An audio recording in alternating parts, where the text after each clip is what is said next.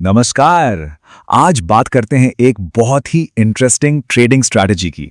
एक ऐसी स्ट्रैटेजी जो तब काम आती है जब बाजार ऊपर तो जा रहा हो पर मन में थोड़ी शंका भी हो।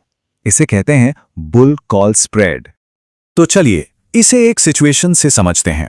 मान लीजिए तारीख है 10 फरवरी 2026। निफ्टी 50 इंडेक्स जबरदस्त तेजी में है, 26,000 के आसपास घूम रहा है। माहौल एकदम बुलिश है। लेकिन एक प्रॉब्लम है। टेक्निकल चार्ट्स पर एक डोजी कैंडलस्टिक पैटर्न बन रहा है। अब ये डोजी क्या होता है? ये एक सिग्नल है कि बाजार में कंफ्यूजन है, मतलब खरीदार और बेचने वाले दोनों में जोरदार खींचतान चल रही है। बाजार ऊपर तो है, पर यहां से और कितना ऊपर जाएगा, इस पर एक बड़ा सवालिया निशान लग गया है। अब ऐसे में एक आम निवेशक के लिए दुविधा खड़ी हो जाती है। क्या करे? अगर सीधे शेयर खरीद लिए और बाजार पलट गया तो भारी नुकसान, और अगर कुछ नहीं किया तो ये जो तेजी है इसका फायदा हाथ से निकल जाएगा।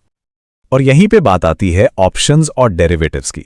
सच कहूं तो इनका नाम सुनते ही कई लोग घबरा जाते हैं। उन्हें वॉरेन बफे की वो मशहूर लाइन याद आ जाती है कि डेरिवेटिव्स सामूहिक विनाश के हथियार हैं। लेकिन क्या ये बात हमेशा सच होती है? क्या हर डेरिवेटिव स्ट्रैटेजी इतनी ही खतरनाक है? तो चलिए जो आम तरीके हैं उन्हें कंपेयर करके देखते हैं। एक तरीका है कि सीधा एक कॉल ऑप्शन खरीद लो, पर यह काफी महंगा सौदा हो सकता है। क्यों? क्योंकि प्रॉफिट में आने के लिए, यानी अपने ब्रेक इवन पॉइंट तक पहुंचने के लिए मार्केट को काफी ऊपर जाना पड़ेगा। दूसरी तरफ है बुल कॉल स्प्रेड, जो एक बिल्कुल अलग ही रिस्क रिवॉर्ड की कहानी बताता है। और बस यहीं पर एंट्री होती है हमारी आज की स्ट्रैटेजी की। वो स्ट्रैटेजी जिसे एनालिस्ट ऐसे सावधानी वाली तेजी के माहौल में सुझाते हैं। ये एक ऐसा तरीका है जो सीमित रिस्क के साथ मार्केट की तेजी का फायदा उठाने का मौका देता है। तो ये है क्या आखिर? देखिए, बुल कॉल स्प्रेड में दो चीजें होती हैं। एक कम स्ट्राइक प्राइस वाला कॉल ऑप्शन खरीदा जाता है और साथ ही एक ऊंचे स्ट्राइक प्राइस वाला कॉल ऑप्शन बेच दिया जाता है, और दोनों की एक्सपायरी डेट सेम होती है। सबसे जरूरी बात, इसमें आपका फायदा और नुकसान दोनों पहले से ही लिमिटेड होते हैं, तय होते हैं। मतलब ट्रेड लेने से पहले ही पता है कि बेस्ट केस में कितना कमा सकते हैं और वर्स्ट केस में कितना गवा सकते हैं। कोई टेंशन वाले सरप्राइज नहीं। इसे करना बहुत आसान है। बस दो स्टेप्स हैं। पहला, आप एक कॉल ऑप्शन खरीदते हैं। दूसरा, आप उससे ऊंचे दाम का एक दूसरा कॉल ऑप्शन बेच देते हैं। इससे होता क्या है?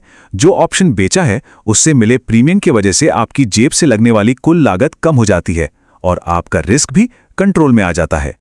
तो सवाल है, इस स्ट्रैटेजी के बारे में सोचना ही क्यों चाहिए? देखिए, इसके फायदे साफ हैं।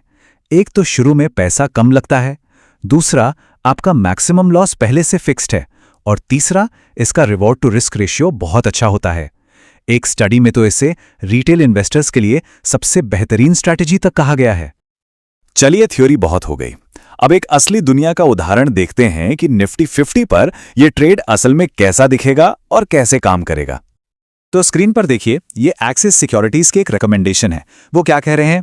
25,900 के स्ट्राइक प्राइस का कॉल खरीदो और 26,200 के स्ट्राइक प्राइस का कॉल बेच दो, और दोनों की एक्सपायरी एक ही दिन की है। और अब देखिए नतीजा। इस ट्रेड में ज्यादा से ज्यादा कितना मुनाफा हो सकता है? 12,870 रुपए। ये वो मैक्सिमम प्रॉफिट है जो इस ट्रेड से बन सकता है। ये कैसे निकलता है? दोनों स्ट्राइक प्राइस के बीच का जो अंतर है, उसमें से जो प्रीमियम आपने शुरू में दिया था उसे घटाकर। और प्रॉफिट जितना ही जरूरी है रिस्क को समझना। तो इसमें मैक्सिमम रिस्क कितना है? सिर्फ 6,630 रुपए। ये बस वो नेट प्रीमियम है जो ट्रेड शुरू करने के लिए जेब से गया था। इससे 1 रुपया भी ज्यादा का नुकसान नहीं हो सकता, चाहे मार्केट कितना ही क्यों ना गिर जाए। आपका रिस्क कैप्ड है।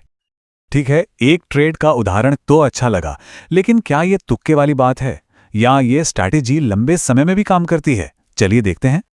तो हुआ ये कि ISOR journal of business and management में एक एकेडमिक स्टडी हुई। उसमें इसी स्ट्रैटेजी को 6 साल तक बैक टेस्ट किया गया।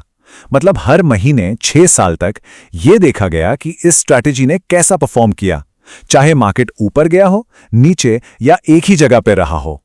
और जो रिजल्ट्स आए वो सच में आंखें खोलने वाले हैं। इस स्ट्रैटेजी ने 38 महीनों में तो प्रॉफिट दिया, लेकिन 34 महीनों में लॉस भी दिया। मतलब ये तो लगभग 50-50 का मामला हुआ। तो फिर ये इतनी असरदार क्यों है? ये हर बार तो जीत नहीं रही। फिर इसकी कामयाबी का राज क्या है? इसकी कामयाबी का राज छिपा है इसके रिस्क रिवॉर्ड स्ट्रक्चर में। सीधा सा मतलब है कि जब ये जीतती है तो ज्यादा कमाती है और जब हारती है तो कम गंवाती है। और इसी वजह से 6 साल की अवधि में इसका जो औसत सालाना रिटर्न यानी CAGR निकल कर आया वो था एक जबरदस्त 35.60%। तो आखिर में हम क्या समझें? बात यह है कि एक अनुशासित तरीका, एक ऐसी स्ट्रैटेजी जिसमें रिस्क पहले से पता हो और रिवॉर्ड की गुंजाइश ज्यादा हो, वो लंबे समय में वेल्थ बना सकती है। ये इस बात का सबूत है कि डेरिवेटिव्स सिर्फ सट्टेबाजी का हथियार नहीं है। अगर अनुशासन से इस्तेमाल किया जाए तो ये एक बहुत पावरफुल इन्वेस्टमेंट टूल भी हो सकते हैं।